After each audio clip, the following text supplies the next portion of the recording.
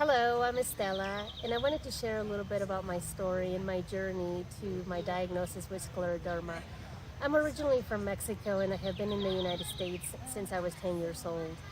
I must say that I developed symptoms early on in my teenage years, symptoms of knee pain, joint pain, a lot of urinary issues, and because of where I came from and my culture, we didn't really talk about stuff like that because if it was an illness that couldn't be seen or easily detectable, then there was probably nothing going on.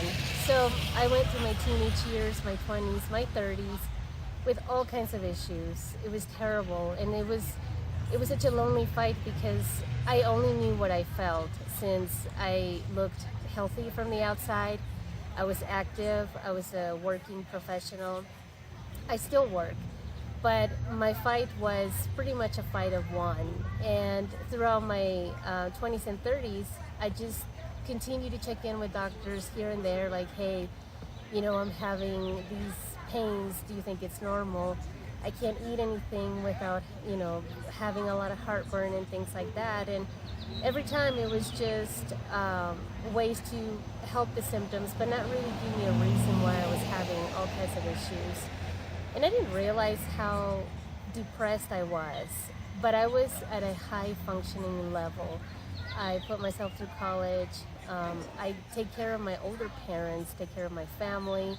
I'm the family's translator, interpreter, attorney, plumber, you name it. When you have senior citizen parents, you get to do all kinds of roles. And as I am doing all of this, internally, I'm just dying of symptoms and dying of issues that you just don't know what they are. So then you take a supplement or you take an Advil or you take another pill just in hopes that you would feel better without really having a reason. I like to say that my journey has been having a feeling of a hangover without having benefited from a great party. It's just plain and simple. You feel terrible. You feel terrible on the inside, you feel terrible on the outside, but then you don't feel like you can say your story because if the medical community keep telling you that you're okay, your labs are okay, everything is okay, you're healthy, you're exercising, I've always been pretty active, then you really start to believe that it's in your head, that there's something wrong with you mentally. So as time goes by, I eventually went back to physicians, went back to rheumatology.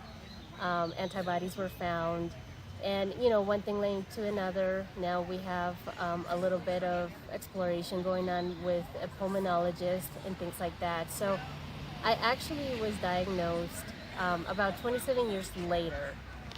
And let me tell you, when I got the diagnosis, it was such a big relief for me because I could finally put a name to the symptoms or the issues that I was having.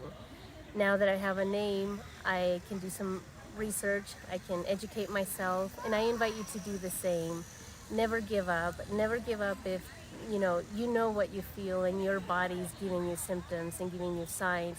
Your body's talking to you, so listen to it.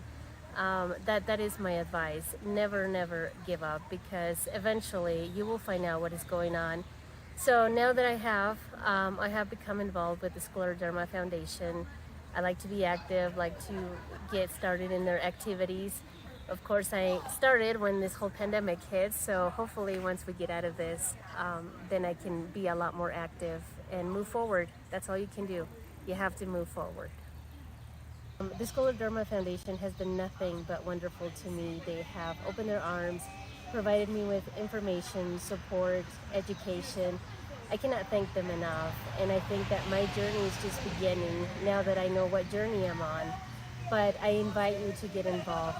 Whatever the cost is, whatever your reason may be, there are answers, and together we can fight for a cure. Get involved, contact your local chapter. They'll be more than happy to hear from you and help you as much as they have helped me. Thank you.